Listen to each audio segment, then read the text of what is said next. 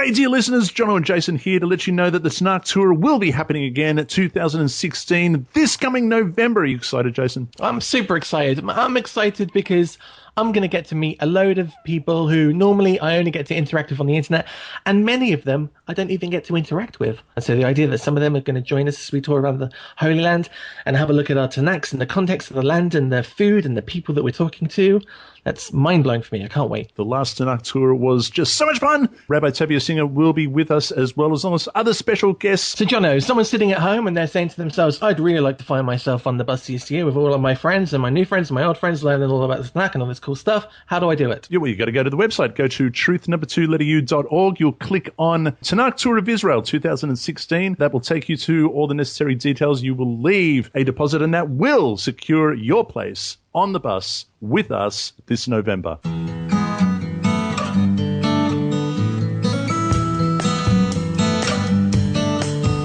G'day wherever you may be around the world, and thank you for your company once again on truth2u.org. That's truth2u.org. Joining me is the Director of Education and Counseling for Jews for Judaism in Canada. That's jewsforjudaism.ca, the website jewsforjudaism.ca. Welcome back to the program, Rabbi Michael Skobac. It's so good to be back. It's been a long time. Wonderful. It's been way too long. The last thing that we did was, of course, we investigated the alleged 365 messianic prophecies, didn't we? In the last Tanakh? thing we did was we went back to Woodstock. Oh, we did.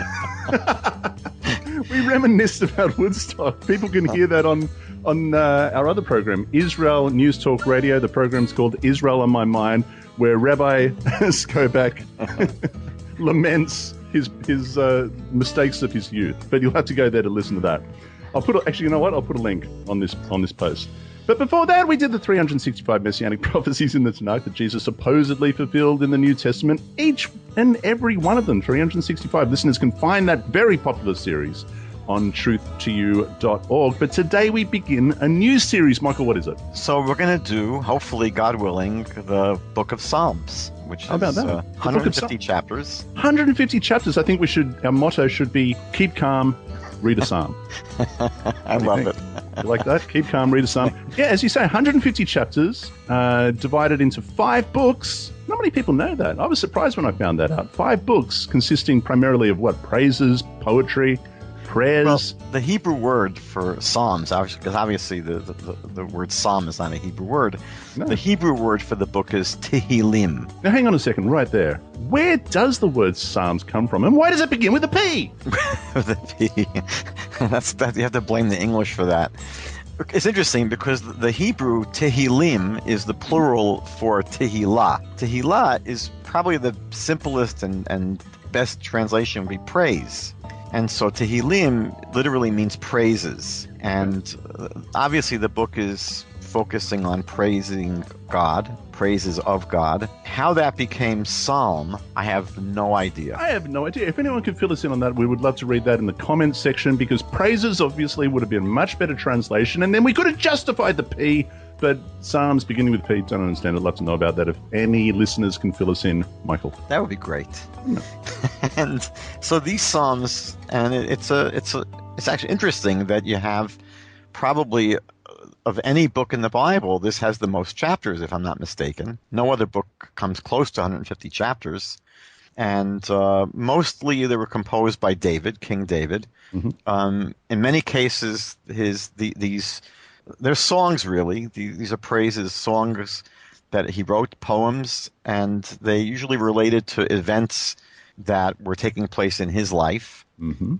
The book does include some poetic songs that were written by earlier people. We'll look at those. But the real focus of the book is looking at God's involvement in every aspect of life, relating to the full spectrum of human needs and emotions, everything from joy to fear to sorrow to pain to anguish to anxiety and despair and hope and confidence and exhilaration and frustration and yearning and awe and serenity, everything.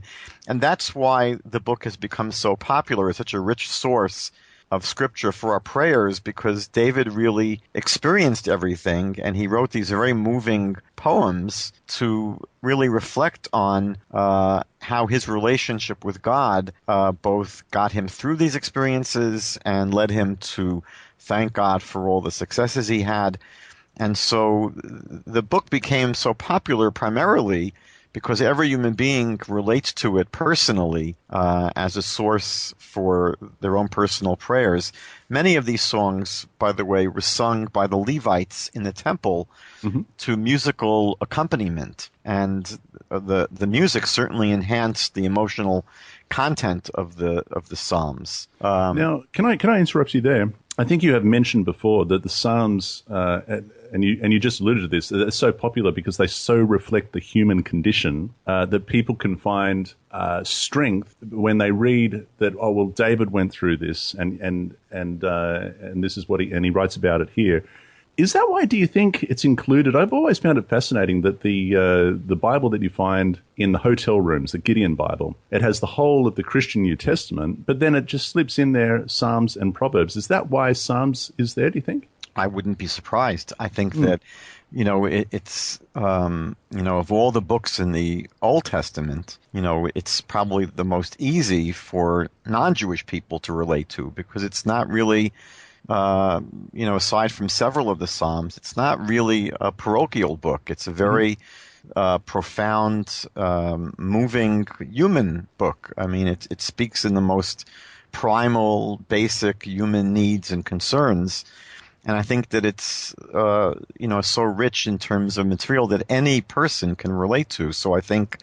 And again, because it's so, it lends itself so much to being prayed. It's one thing to read the Bible, another thing to turn the Bible into prayers. Rabbi Nachman of Breslov used to say that about his own teachings. He said he didn't recommend that people only study his Torah teachings, but he recommended people turn them into prayers, that people actually use the ideas to become the foundation of prayers.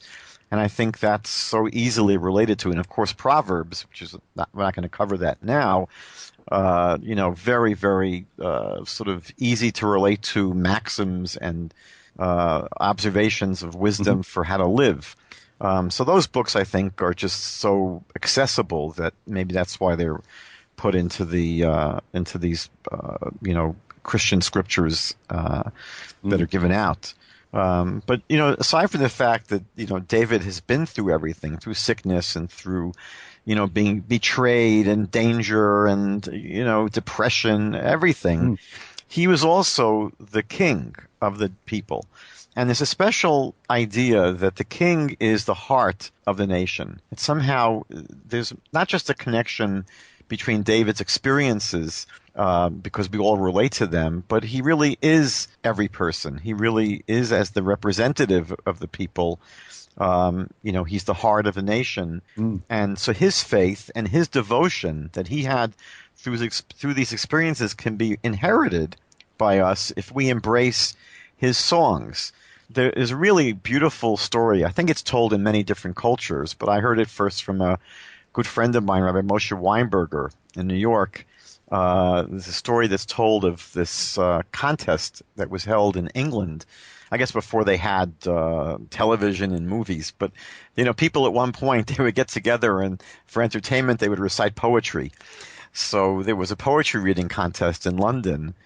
And at the end of the contest, all the finalists got up and they had to read the 23rd Psalm. And there was one young man who was the obvious winner. His rendition of the Psalm was perfect. He read it with perfect diction and perfect cadence. And, it just sounded so beautiful the way he read this Psalm. And after he finished, the whole audience arose and applauded. And before they awarded the awarding ceremony where they gave the prizes, there was an old Eastern European Jewish man got up and he called out and he said to the judges, "Would it be okay if I had a chance to recite the Psalm?" And everyone was amused because he didn't have a beautiful, rich British accent. He was an old Jewish guy with an old Yiddish accent.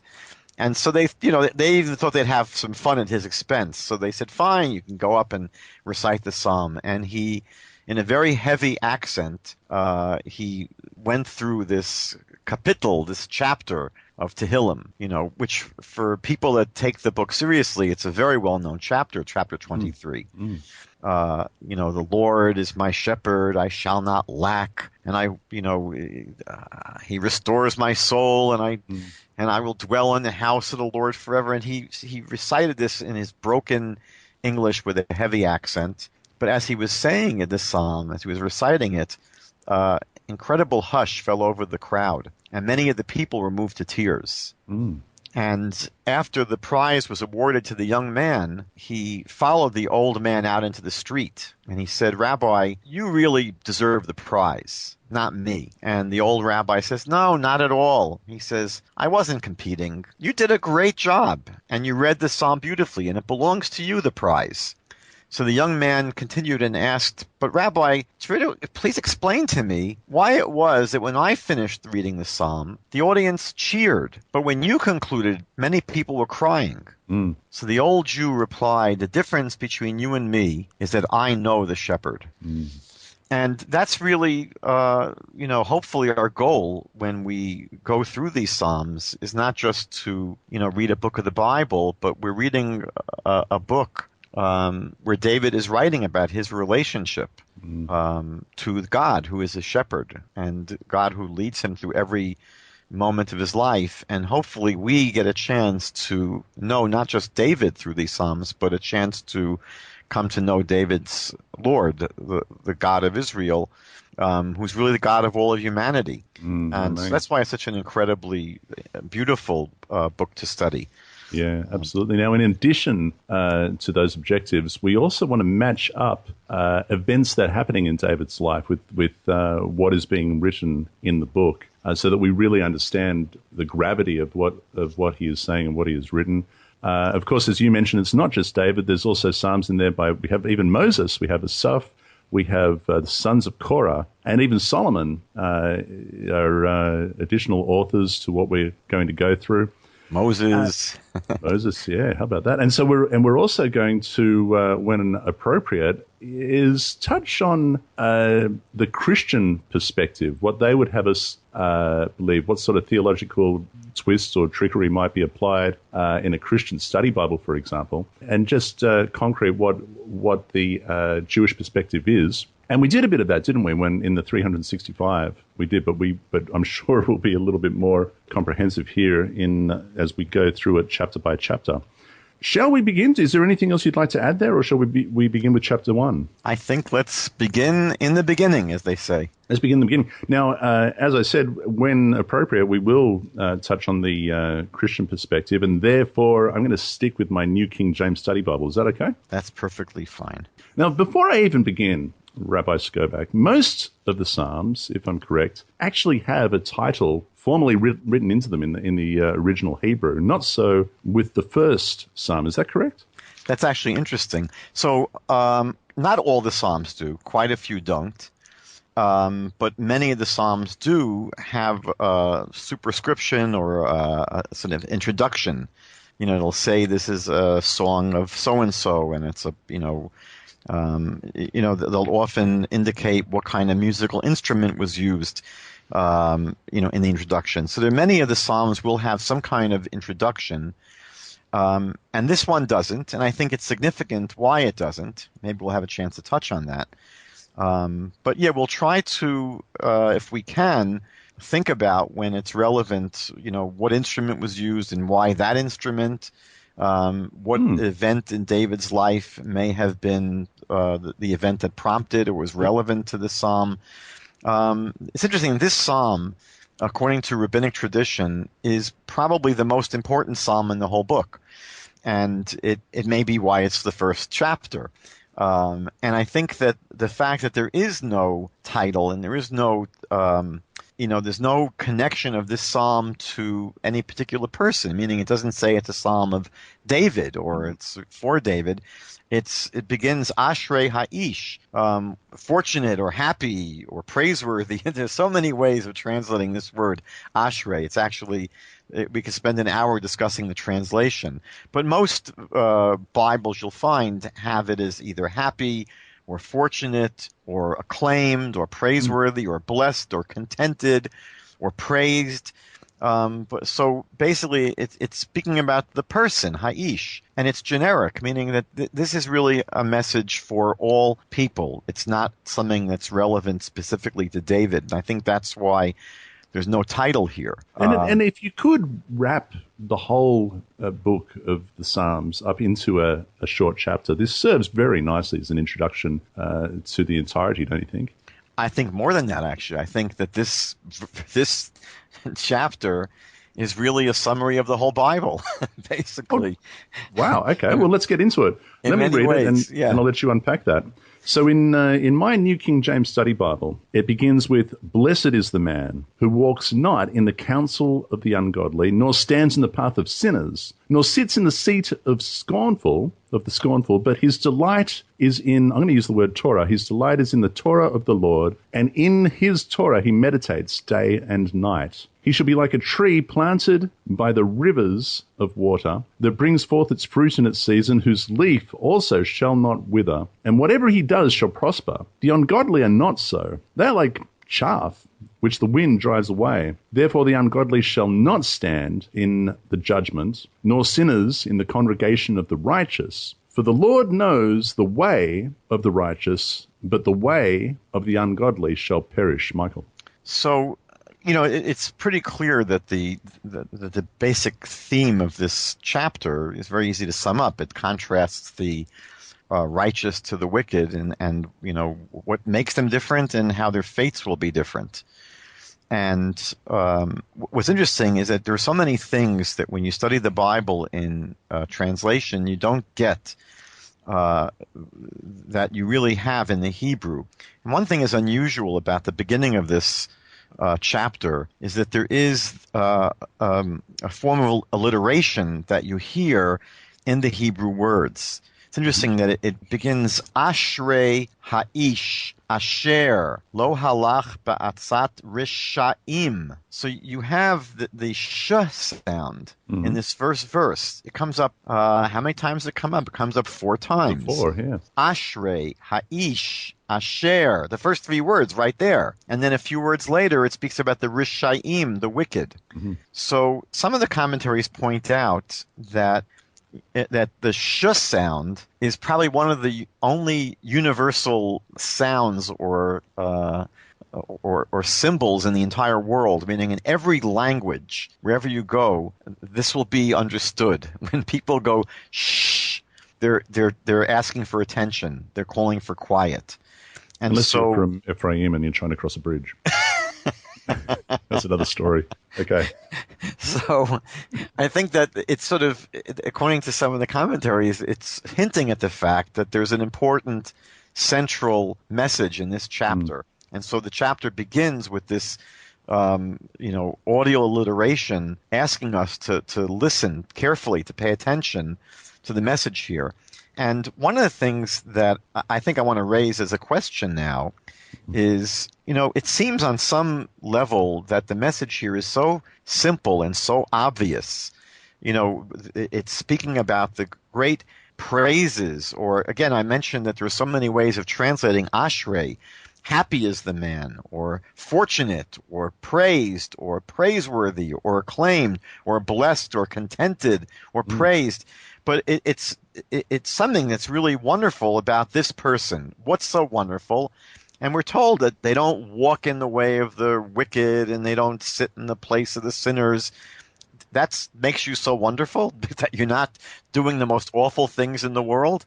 And then it goes on to say, and what does he do? He's into the Word of God. Now, the truth is that studying the Torah is something that really everyone is obligated to do. Mm-hmm. It doesn't sound like that would make someone so incredibly special.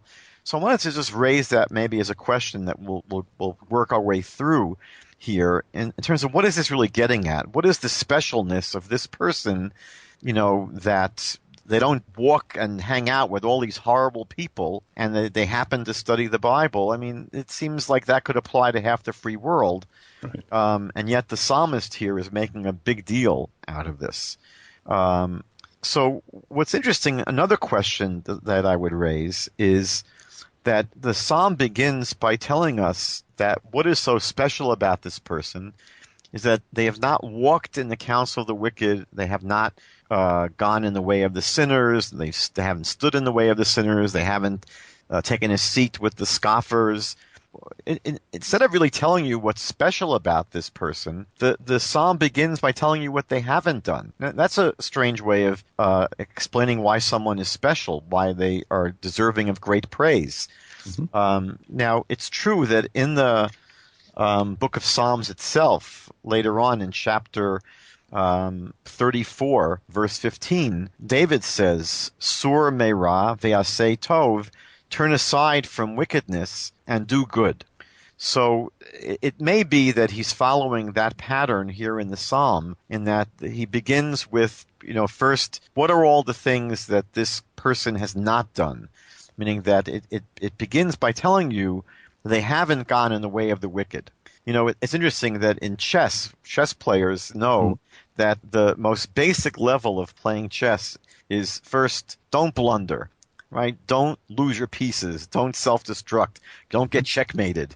Right? And once you've not made all these mistakes, then you can focus on making good moves. Right. So the psalmist begins like that. He says, praiseworthy is the person who doesn't follow in the way of the wicked. That's verse number 1.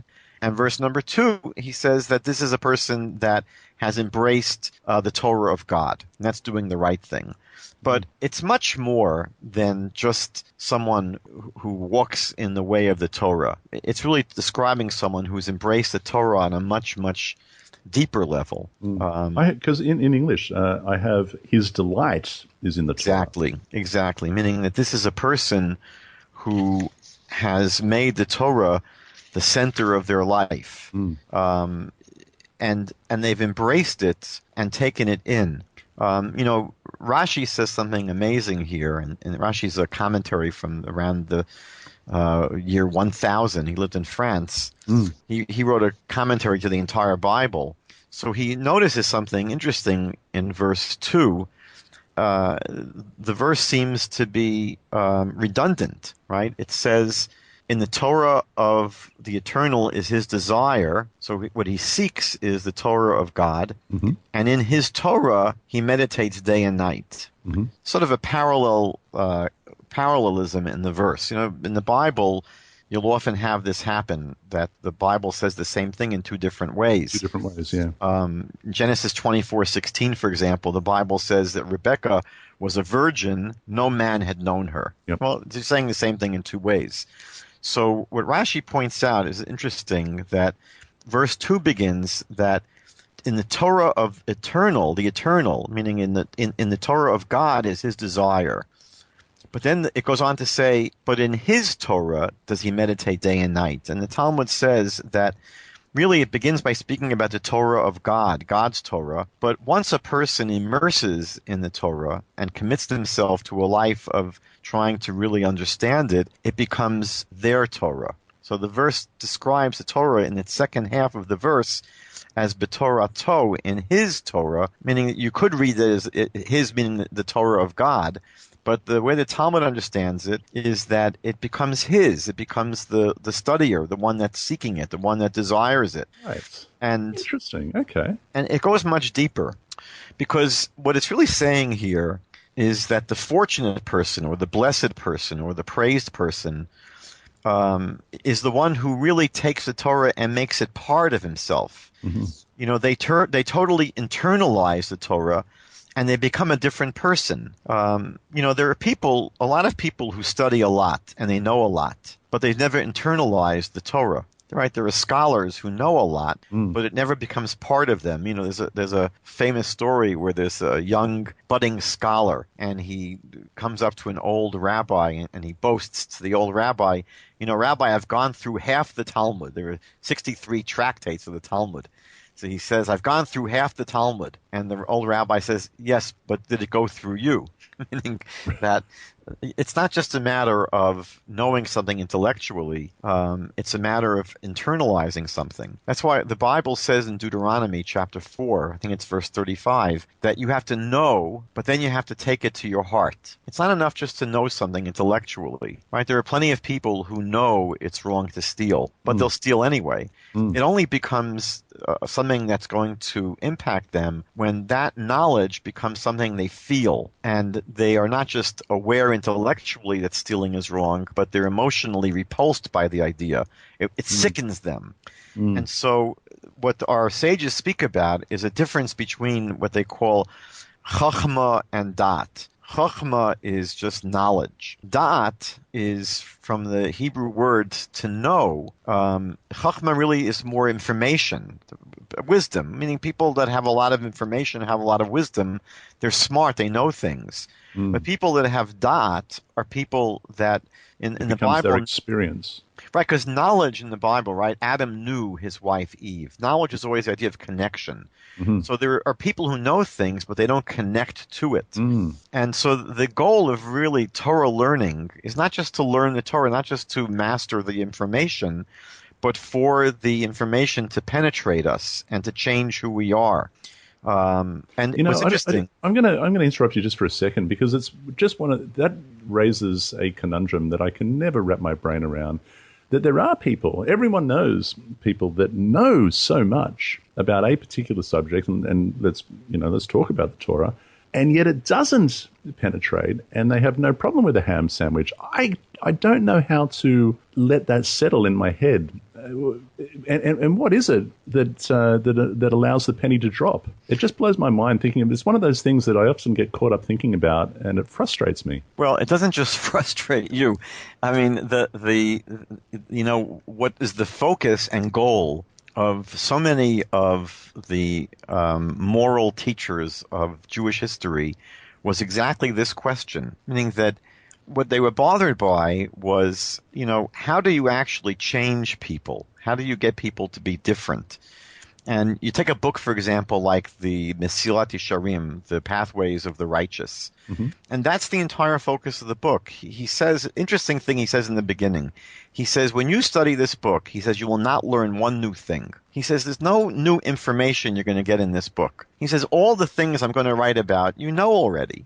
He says, but the problem is that because they're so well known, we don't pay attention to them. We don't live our lives according to these teachings.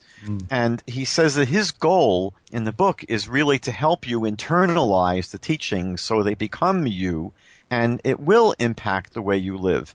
And so this psalm, interestingly, this chapter, this verse here, verse 2, is giving you the secret for how we can ensure that the Torah will penetrate us. Because there are two things, I think, I'm going to say at least two things, that can help the information penetrate who we are. Number one is diligence. That's what the author of the Mesilat Yesharim, Rabbi Moshe Chaim Luzzatto, he says, how will this book help you? He says, you're not going to read it once and really change your life. He says it's by constantly reviewing and repeating and rehearsing the information. When you study it over and over and over again, it's going to penetrate you. It's going to get into your guts. It's going to get into your bones and into your blood. And actually, one of the great moralists in the 1800s, Rabbi Yisrael Salanter, said that in order to help the Torah get into your bones and get into your guts, he recommended chanting the Torah with powerful melodies, with tunes that are very gripping, because he understood the idea of the subconscious. He said that there are a lot of things that we have as part of our conscious, sort of conscious awareness. But he says for something to get into your subconscious, you have to really have it confront not just your intellect, but your emotions. And he said when we sing something, singing engages your emotions. And it may be one of the reasons why the Psalms were sung, because when you sing something, it's not just an intellectual exercise. You're engaging your emotions as well. So Rabbi Yisrael Salanter, he recommended something called Musar Behispailus, which is engaging a text with incredibly powerful emotions, and enthusiasm. So one thing that the psalm here recommends is that, right, you are diligent in studying the Torah day and night, meaning that one of the ways it can penetrate us is by being diligent and studying something over and over and over again. And when you study the same text, let's say every day for 2 months, right, so you're doing it 60 times in a row, that begins to penetrate. It's interesting, Maimonides says something similar. He says that it's better to give, let's say, $1 of charity 100 times than to just put $100 into the charity box. He says that when you put $100 into the charity box, it's one act of giving. But when you do it 100 times, even though it's only $1, but you have 100 separate acts of giving, and that repetition and constant repetition, that begins to really help the behavior penetrate into who you are. So one thing the verse speaks about here is diligence in studying the Torah over and over and over again, day and night. And then the second part that will help us internalize the Torah is to cherish it, to connect with it emotionally by finding, as it says, it should become our delight, something that we seek passionately. And anything that we engage with passion and with delight, that's why in the olden days, when children began studying Torah as 5 or 6 year old kids, they would either put candies into the book when the children first came, or they would even put some honey on the page. But they wanted to make studying Torah sweet so that kids would love it. And, that's part of what David is saying here in this psalm, is that the person is someone that deserves praise and admiration and is blessed if they've engaged the Torah in this kind of deep way where it becomes part of who they are. So as the Talmud says, it starts off as God's Torah, Torat Hashem, the Torah of God, but then it becomes his Torah, the studier's Torah. Because he's immersed in it day and night. They are, yeah. I wanted to go back because we really didn't fully digest verse 1. And it could really take us years to really fully do verse 1. But what's interesting about verse 1 is that it has 3 different kinds of bad guys. And I think different translations do justice to it in different accuracy. Well, I'll tell you the three words that I have. Firstly, I've got ungodly. Sinners is the second, and the scornful is number 3. How do you render them? So the Hebrew is pretty precise. The first one that's spoken about is the Reshaim or Rasha.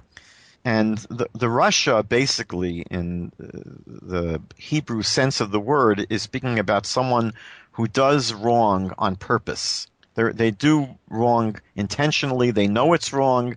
They do it anyway. They don't care. They're rebelling, really.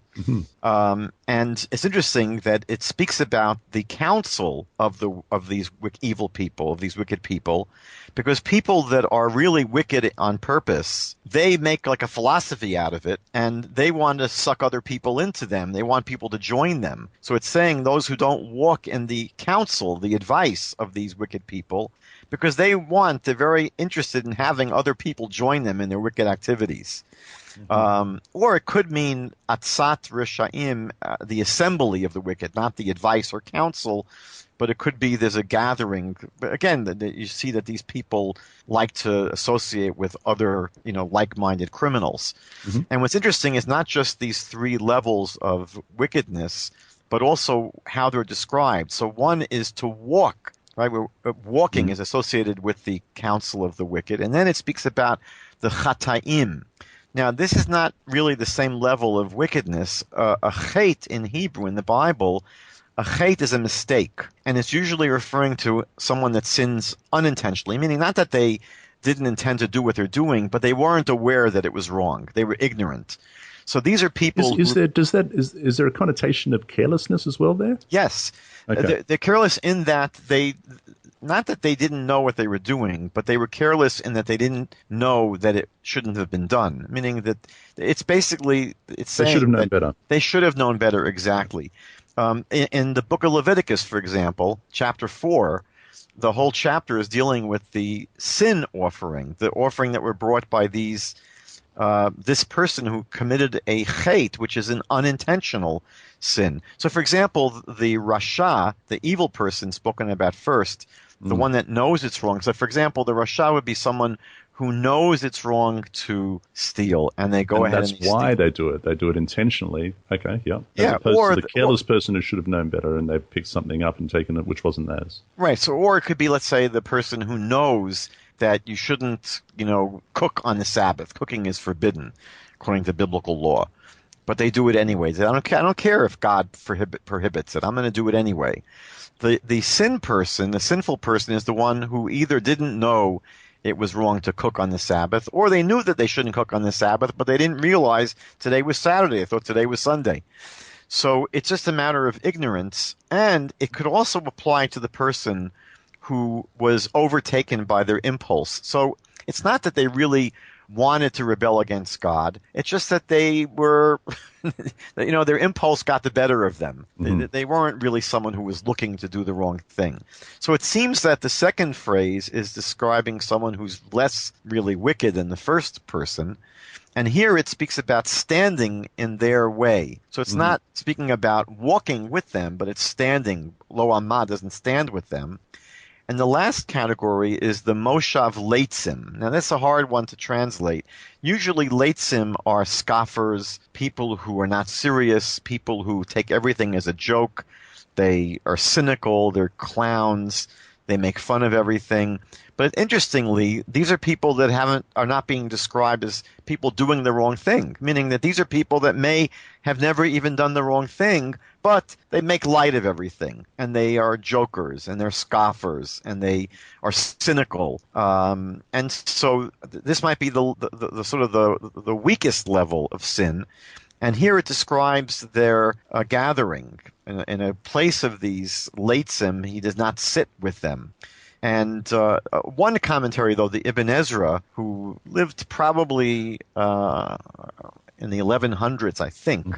So he says that the word leitzim here, leitzim is the word, is related to the word melitz. Melitz, if you go to the story of Joseph, when it speaks about Joseph speaking but having an interpreter, because the brothers supposedly didn't know it was Joseph, or they didn't know it was Joseph, and so they were speaking Hebrew and he spoke Egyptian. They had to have an interpreter between them. So the word melitz in that story is an interpreter, and here Ibn Ezra says that leitzim is related to that, and he says that the leitz here is someone who, like an interpreter, is someone who conveys information, meaning they're a teller of tales. They peddle tales, and that's why it speaks about it as a gathering of these tale tellers. But they're basically people who like to gossip. So, in Jewish thought, this is actually not innocent. I mean, it may be innocent to be a joker, but to be someone who gossips about other people is actually considered to be pretty bad. So we're not quite sure exactly who the leitzim are. But another question, aside from who these people are, is the actions that are ascribed to what we're avoiding. So the psalmist here speaks about three things: to go, to stand, and to sit. But it's all in the past tense. So it doesn't say that the person is blessed or praised that doesn't go in the way of the wicked and doesn't isn't sitting in the place of the scoffers, but it's really in the past tense that they haven't walked. Now, again, most English translations won't pick this tense up, but all the words are in the past tense, that they haven't walked, they haven't stood, they haven't sat. So it's really describing a regular pattern of behavior. And that's what's being avoided. It's the person, not just a matter of that he didn't go once or he didn't stand once. This is a regular pattern of behavior that the worthy person, the praiseworthy person, avoided. And the one last thing I want to just raise is to think about, is there any order in these three kinds of avoided behaviors? And some commentaries point out that they're really going up in degrees of attachment and investment. I mean, there are certain people that, you might meet, but you would never consider sitting down with them at a meeting or even walking with them to have a meeting. I mean, there are certain people that You wouldn't have the beer with.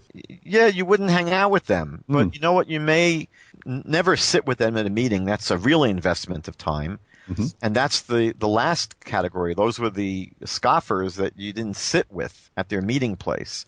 And then there's someone else that, forget about not sitting with them, you certainly wouldn't even stand with them, meaning you're not going to even stand. Be seen with.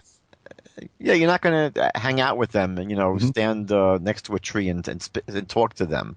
So that's a little bit less of an investment. It's not only will you not, sit with them at a meeting, you're not even going to stand with them at some place. But there are certain people that, okay, you may not sit down with them at a meeting or stand in a place with them, but maybe while you're walking, you let them walk with you and you'll be exposed to that. So according to this way of looking at it, the three people are listed in terms of more and more and more of an investment in time and attention. So it begins with those people who you wouldn't even walk with. And then it speaks about those you wouldn't stand with, and then those you wouldn't sit down with at a meeting. Other people say that it's going down in degrees of passivity. So it speaks about the most active form of engagement, which is walking. And then it speaks about not walking with someone, but standing. And then finally, the least active is just sitting. And so it's not really clear exactly, because it's interesting how you have three examples here, three different kinds of sinners, three different kinds of activities. Mm. Are these in any order?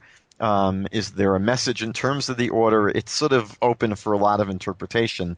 But we'll move on now to verse 3 finally. Well, yeah, but having unpacked it like that, I had never considered if that would be the case. And having you unpack it like that, it does seem to be much more intentional.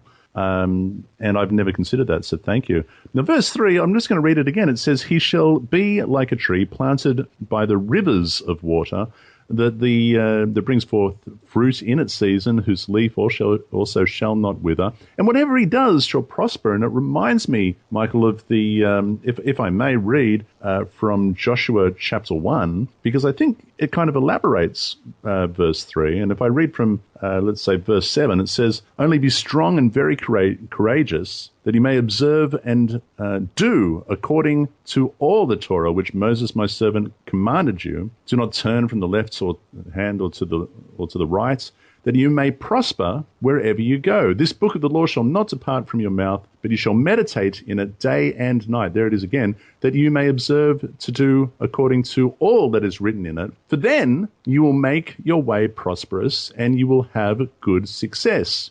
Yeah, Michael. It sounds like this chapter of Psalms is recapitulating exactly what God says to Joshua there.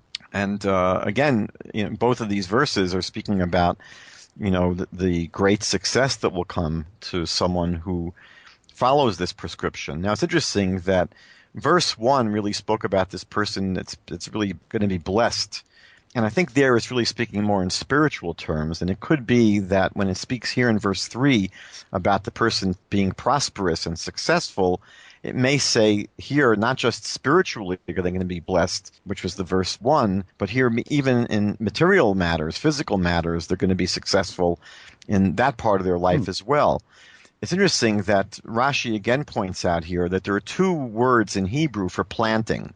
Because it speaks about here that the righteous will be like a tree that's planted by rivers of water. Mm-hmm. And the real word in Hebrew for planting is natua. To plant something is natua, when you put seeds in the ground. Mm-hmm. But the word shatul is really the word for transplanting, not for planting. So there's a difference, right? When you plant something, you put seeds in the ground and maybe a tree will grow. But when you transplant a sapling, for example, you already have a small tree. Yep. And it's already taken root. And now you're going to basically pick it up from where it is and you're going to replant it, transplant it into even a more appropriate place for it to grow. And that's what the psalmist is saying here, that for the righteous person that's been living a life of embracing the Torah, they will be not just like a tree that's planted in a place of water, which is the best place for it, obviously, but they'll be like a tree that's been transplanted. And the tree imagery, by the way, is very, very important because the Torah speaks about, the scriptures speak about the Torah being like a tree of life. So this comparison, this metaphor really, of the person who is tied to the Torah, we describe the person himself like a tree, is important. And it speaks about not just the person who has stability in life because they're planted near these rivers of water. Water, by the way, is also, the Torah is compared to water in the Bible as well. But it's really describing the fact that this person has uprooted themselves. Really, when it's not necessarily saying that it's happened, that this person has been transplanted. It's really describing someone, that this person is someone that uproots themselves to put themselves in an optimal place, right? Doesn't that put you straight back to Abraham when God said to him, "Get up, leave this place, and go to a place that I will show you"? Right, to a place where you're going to be able to thrive. So the righteous person here, how did they become righteous? Well, part of it is that they had to uproot themselves from any place where they're not going to thrive, and they had to not just from a place, but really they had to uproot themselves from focusing on the superficial drives that we have for the material, meaning that we're so easily drawn to the physical and the material and superficial things like honor and fame and glory. The righteous person has to uproot themselves from focusing on these superficial things and planting themselves or replanting themselves in a more spiritual realm, not just in a place that's spiritual, but in a headspace that's spiritual. And I tell a story that when I was in Yeshiva University, we had a phys ed requirement. We had to take a phys ed class, and one of the options was they had a brilliant Hebrew teacher named Chaim Sober. I think he's still there. And not only did he teach Hebrew, but he was like an 8th degree black belt in karate. Oh, cool. He was quite amazing. And I wasn't a very good attender of his class, but he gave a martial arts exhibition each year where one of the things that they demonstrated was a technique called rooting, R-O-O-T-I-N-G. And they would take this very tiny, minuscule little student, like an 80-pounder, and they would stand with their feet spread out a bit, and they would do some breathing, and they would basically get rooted in the ground. And then they would get 5 or 6 huge students, like the biggest students they could find, and they would just have these 5 huge students just trying to push the little tiny student over. And they would huff and puff, and they would push and push. They couldn't budge the person. And for me, it was very powerful to see this because, it illustrated for me that if a person is deeply rooted spiritually, they won't get knocked over easily by all the things in life that could easily challenge people and blow them over.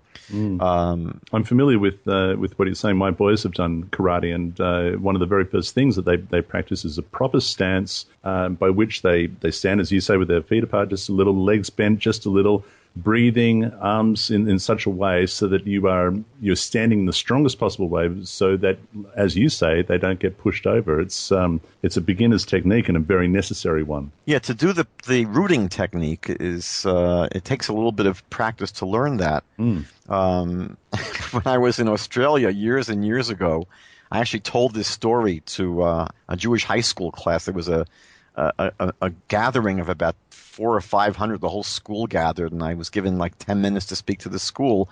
So I told this story, and everyone was laughing their heads off. And I didn't know what was going on. Like, what was so funny? So after the class, I went over to the headmaster, and I said, "Why were the students laughing?" I said, "Well, in Australia, rooting is a slang for losing your virginity." Which, I wasn't aware of that. They should have briefed me before I came to Australia. So we might have said... It's so funny you should bring that up, because as soon as you said that, I thought, okay, that means something different here. So we might say grounding, because that's what it is. You're grounding yourself. You're very, very aware with the connection that you have with the earth in a way that takes advantage of gravity, really, to your advantage. Right. And so that's really what the verse here is describing. It's describing this, righteous person as someone that's deeply grounded, deeply rooted in the spiritual realm. And so it goes on to say that, they're going to give their fruit in season. which really can be many things. It could really speak about there'll be people who will be able to share their wisdom with others, meaning that the fruit they produce, it's not just that they have this vibrant tree, but they have fruit that can be shared with other people. And you could look at the fruit as symbolic of the fact that their wisdom will produce good deeds, meaning that there'll be fruit, there'll be something to show for all of the Torah they've imbibed. And if you go to the book of Jeremiah, chapter 17, around verse 8, it describes the righteous person very similarly as someone who's able to produce these fruits. And then it speaks about, and their leaf will never wither. Now, it's really a collective noun. Like when you speak about a tree's fruit, it's not one fruit, it's all the fruit on the tree. So here it really speaks about the leaves, but the Hebrew, is expressed as a collective noun, the leaf that never withers or never shrivels. And the Talmud says, what is the leaf? Meaning, if the fruit are the good deeds of the righteous person, they say that the leaves of this tree are their worldly discussions, meaning that people that are righteous like this, their mind is basically in the Torah, in the world of the spiritual. But even people like that, when they have what seem to be mundane discussions, they're also on a different level. So, if you listen to the regular speech of people that are refined, it's just different than other people. Their speech is usually elevated. It's first of all never negative. They never speak negatively of others. They never say things that are inappropriate. But even their mundane everyday speech is elevated, and there's something beautiful about it. And that's what he's saying here in the psalm, that even their leaves will not shrivel up or wither. Let me elaborate on that, because as you mentioned, Jeremiah chapter 17, verse 8, says he should be like a tree planted by the waters, which spread out its roots by the river, and will not fear when heat comes, but its leaf will be green. And it reminds me of, a decent lawn of grass. If you don't have enough water to water your lawn, your grass in the summer, when the sun is shining on it all day, is going to wither it, and it's going to go kind of, just a pale sort of green, because, the tips of the grass are going to dry out. They're going to go brown, whatever, they're going to dry out. But if there is sufficient water, even though you may have really, really hot, burning hot days, what you're going to end up with is beautiful, lush, dark green, a dark green lawn. And I'm sure the same for leaves as well. If you have sufficient water, then the strength of the sun is only going to improve the quality of the plant. Which is a beautiful way of expressing, how the righteous person, is just verdant in terms of their, not how they just present themselves, but in terms of what's inside of them as well. They can weather the storm. They can take the heat, so to speak. Yes. And, we know life is like that. There's plenty of curveballs that come our way during our lifetime. And all those people that were discussed in the first verse, right, that even the righteous person, they still have to dodge the everyone else that's out there that's going to try and drag them down. It's not easy to isolate yourself, right? It's not usually, especially in Jewish societies, we don't have hermits. It's much easier to pull this off when, you're a hermit. As a matter of fact, there's a very famous story that's told about the Vilna Gaon, the great, great prodigy and genius from Vilna. His name was Elijah of Vilna, lived about 300 years ago. He was someone who knew all of Torah on the deepest levels. And he had a friend who was called the Maggid of Dubno. He was a storyteller. He would go around preaching and telling stories, and he would really give people reproof. And so the Vilna Gaon once said to him, give me some musar. Tell me off. Tell me something that I'm not doing right. He says, I'm going to tell you. I mean, you're the greatest person for hundreds of years. No one was like you. And so the Vilna Gaon insisted, that the Maggid of Dubna tell him something, tell him off in some way. So he finally said, look, he said, it's no big trick to be you, because you're locked up in a tower. You don't go out. You don't mix with people. You're studying 23 and a half hours a day. So to become the Vilna Gaon isn't such a big trick.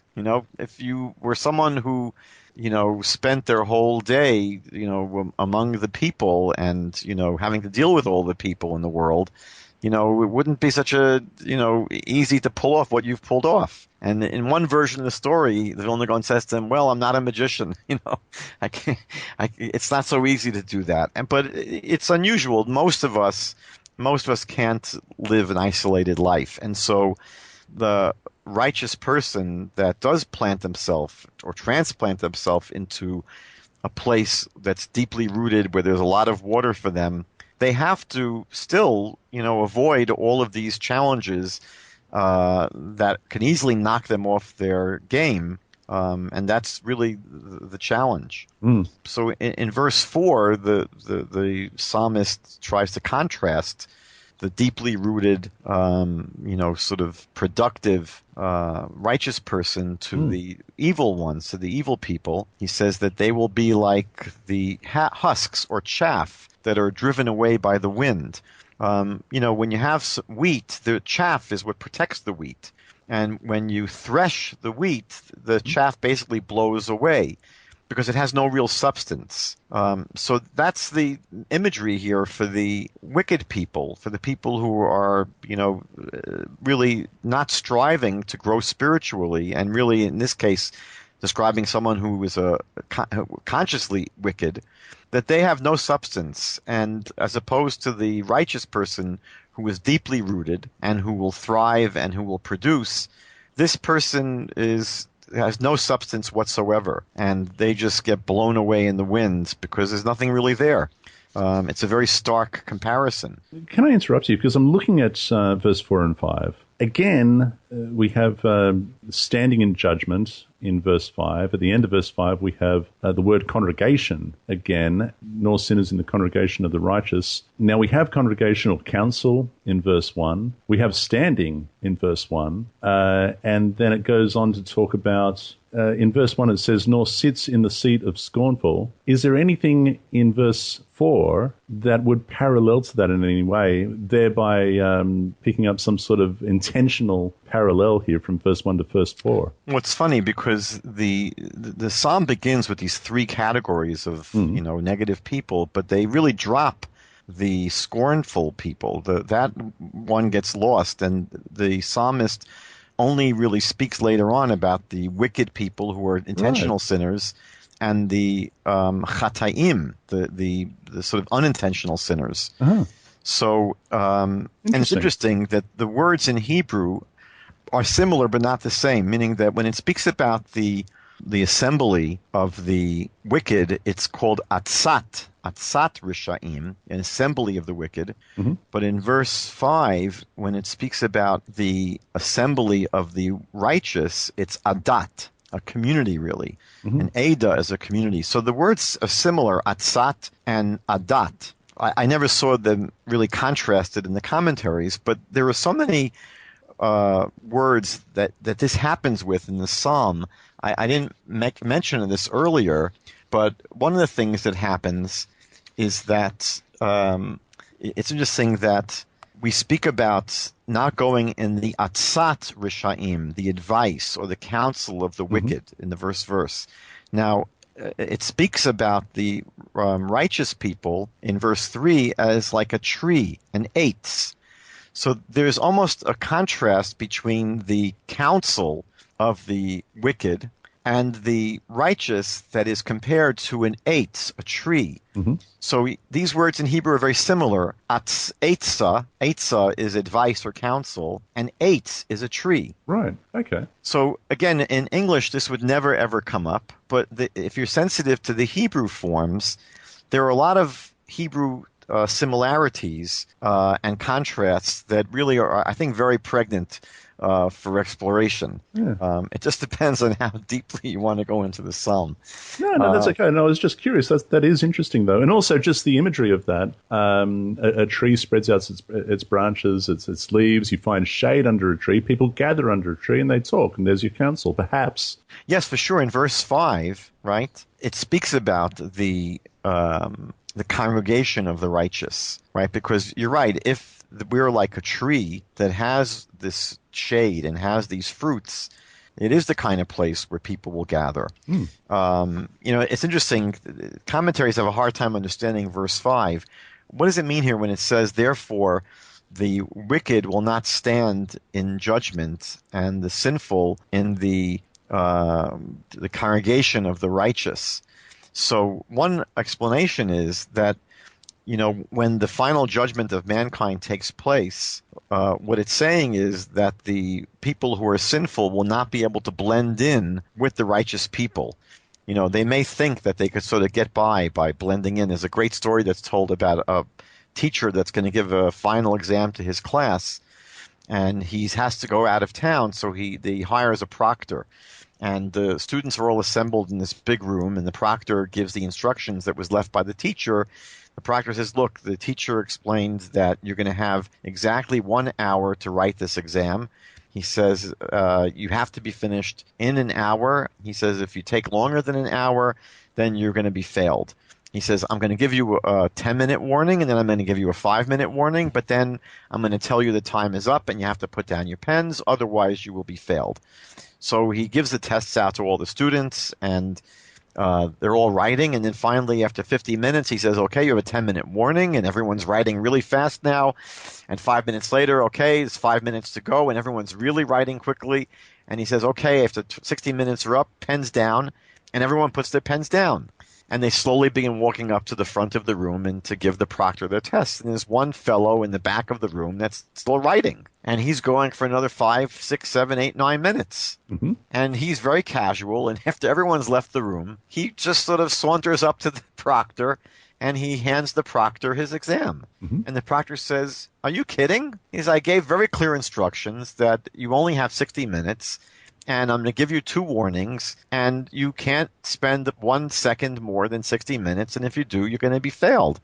So he says, I'm going to have to tear up your exam. So the student says to him, excuse me, don't you know who I am? And the proctor says, no, I have no idea who you are. And the student says, you mean you don't know me? You don't know my name? And the proctor says, no, I have no idea who you are.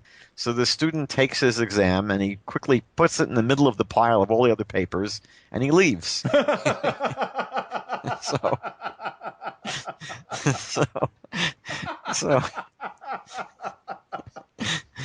So that's what the sinful people might be thinking, that, okay, I didn't do too well in my lifetime, but at the end of time we'll all stand up in front of God and I'll be able to sort of sneak in and blend in with the righteous people. No, it's not going to work like that. That's what it says here.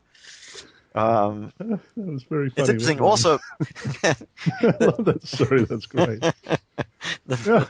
Now, what it says, let me throw something in here, because again, it takes me back to Jeremiah 17, because Jeremiah adds the element of heat. It adds the sun. It adds the heat. And I suppose all things are exposed when light. I mean, in a dark room, we're all the same, but as soon as the light is switched on, we know who everyone is. And therefore, the ungodly shall not stand in the judgment. So the judgment is the light of Torah, I suppose, shone upon everybody, and we know who's who. Well, and we know the Almighty certainly knows who is who.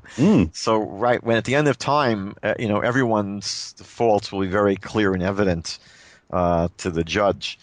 And also there's an idea here that for the righteous people, the people that are truly righteous, they really form a holy community. They do have this community among themselves. But people that are the opposite, people that lived wicked lives, they usually are very isolated. They don't have, real friends. Their friends are usually fair-weathered friends. And they basically will find themselves very isolated and scattered. They won't have a community. They won't really have anything that's solid to hold them up at the end of time. And the psalm concludes by saying that because God knows the way of the righteous, but the way of the wicked will be lost. Now, when it says that God knows the righteous, it doesn't mean that God recognizes them. Really, again, what it's saying here is this word to know in biblical Hebrew is to be connected. And so what it's saying really here is that God is connected to the righteous people, but God is disconnected from the wicked people, meaning God just has no relationship to them, has nothing to do with them. There's a famous question that's asked in the Genesis story when God curses the snake, and it says, upon your belly you will crawl and you'll eat the dust of the ground. So some of the commentaries say that's not so terrible. I mean, he'll have food in front of him every single day. No worries. If he's eating dirt and he's crawling in the dirt, he's got a full refrigerator in front of him every day, 24 hours a day, 7 days a week. And so they explain that that's exactly the curse, that basically he'll have no needs, the snake. There'll be no need to ever, expressed any kind of help from God. They'll be basically cast out. God is saying basically, look, I want nothing to do with you. So here's your full refrigerator. Leave me alone. I want no connection to you. So what it's really saying here is that at the end of time, it's going to turn out that God is connected, not just recognizes, but God is connected to the righteous, but disconnected from the wicked. It ignores them, has nothing to do with them. And that's really what eternity is like, meaning people will either be strongly connected to God for eternity, or they'll be very loosely connected, if connected at all. They describe the world to come sometimes. I shared with you one story in a Woodstock discussion, but they have another metaphor for heaven and hell.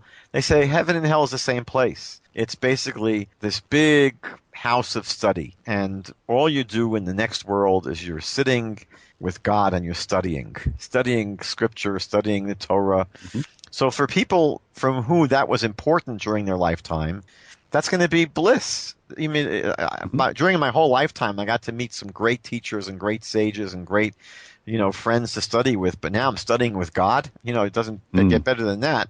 But for people that didn't care about that at all during their lifetime, and they were pursuing things that were meaningless, so to be stuck in heaven forever and ever at a class with God, that's going to be torture. So that's what it's really describing here, that the people who dedicated their lives to internalizing the Torah, for them, God will not recognize them. God will be connected to them for eternity. But for the wicked people who, again, didn't really plant any spiritual roots at all, they'll basically be disconnected. And what will happen is that the Rasha, the wicked people, will realize that they wasted their life, meaning that they lost their life. It was all meaningless. They sold themselves short. We say on Yom Kippur, by the way, on the Day of Atonement, one of the things that we say in the confessional prayers is we confess to the fact that there was so much that we robbed. We robbed. We stole. And it's not talking about stealing from other people. It's talking about stealing from ourselves, that we rob from ourselves when we don't live properly. We're only cheating ourselves. And so that's what's going to be the realization of the wicked people for eternity, that they just wasted their lives. They could have accomplished so much in this lifetime to build themselves, a connection to God, which is what's going to be their eternity. The eternal life in the hereafter is not playing marbles. It's not pigging out on some ice cream. It's not a physical existence. It's a very spiritual existence that, you have to learn to appreciate. It's like for people who never learned how to appreciate, beautiful music, people that have no clue, let's say, about classical music, it's going to be torturous to sit through classical music. People that have spent time trying to learn how to appreciate it, it's glorious, it's magnificent. So I think that's really the message of the psalm. And I think when it comes to pondering and contemplating, what is one of the major messages of Christianity in terms of their theology, I think that what this psalm is teaching is something very different, right? This psalm is basically saying that we can be transformed and redeemed by devoting ourselves to the Torah. That's exactly what it says. Verse 1 and verse 2 tells us exactly that. And it's interesting, for the most part, my New King James Study Bible leaves this psalm alone in the cross-referencing and the study notes underneath. It really doesn't want to make too many connections or relate it back to the New Testament until, Michael, and this is obviously the best they could do, when we get to verse 6 that he just talked about, then we have a study note that says, the Bible speaks of two ways only one of which leads to God. So far, so good, right? The next sentence says, this is a consistent biblical theme, culminating in the celebrated words of Jesus, I am the way. And the reason why they put that there is because of the wording in verse 6, for the Lord knows the way of the righteous, but the way of the ungodly shall perish. And that seems to be all they can do with it, Michael. Well, I mean, it's an attempt, I think, to squeeze this Christian message into this psalm, but I think it's a square peg into a round hole, because it would seem that the message that even this footnote is saying here in the King James Study Bible is that, you know, the way to fulfillment and the way towards real connection to God is only through Jesus. I mean, that's at least among evangelical Christians, that's the basic message, that no one comes to the Father except through the Son. And, the basic message is that there's nothing that you can actually do in your life that will bring you salvation and redemption, meaning it's all not what you do, it's all what God did through you by having his Son die on the cross for you. And it's only by connecting yourself to that vicarious sacrifice and Jesus as the path to God, that's the only way to redemption. And the opposite is someone who is not connected to Jesus and therefore won't be connected to God. Now, the message throughout the New Testament, especially Paul's message in the book of Romans, is that it's impossible to be righteous. Everyone is wicked, Paul says. There are no righteous. And one of the themes that it comes out very strongly, it's ironic, by the way, because it's both in Psalms and in Proverbs, which are the two books that are attached to the back of the New Testament. But in both of those books, one of the themes, it's a meta theme, is that there are righteous people in the world and there are wicked people in the world. And the mandate of the Bible, the marching orders of the Bible, is telling us you should be one of the righteous. Don't be one of the wicked. And the Bible, the Tanakh at least, never gives us the Christological way of becoming one of the righteous, meaning it never says that there's no way of being righteous and that you can only achieve righteousness by having the Son of God live in your heart because you can't do it. The Bible is very clear in that God gave the Torah specifically for the purpose of teaching us how we can be righteous. That's the word Torah itself means teaching, instructions. And so this psalm is basically saying that, no, you can be a righteous person by essentially embracing the Torah, seeking to internalize the Torah. And when you internalize the path that God set out for you, when you embrace the path that God set out and the Torah that God provided for us, you will be considered a righteous person and will be blessed in this world and in the next world. So to me, what is very obvious here is that the entire message of the psalm doesn't fit in at all with the message of the church. The church is basically telling us that every person is born a miserable sinner. We are not capable of being good. All of our righteousness is as filthy rags. And they explain, by the way, I mean, at least in Protestant, Lutheran, Pauline Christianity, they explain the Torah was only given to show us how filthy we are, to show us how dirty we are. That the Torah, they say, is like a mirror. And when you look into the mirror, you see how filthy you are, and it will drive you to the cross. It'll force you to embrace God's... And doesn't that fly in the face of the first three verses that we just read? Tremendously. I mean, I think that in many ways, someone once said, very interesting, I forget who said this, it may have been Thomas Jefferson. Someone said that the greatest polemic against Christianity is the Jewish Bible. And, I think that as we go through the Psalms, we're going to see that they have a message, they have a teaching, they have a point of view. And I don't believe the point of view really is consistent with the theological point of view or perspective of, evangelical Christianity.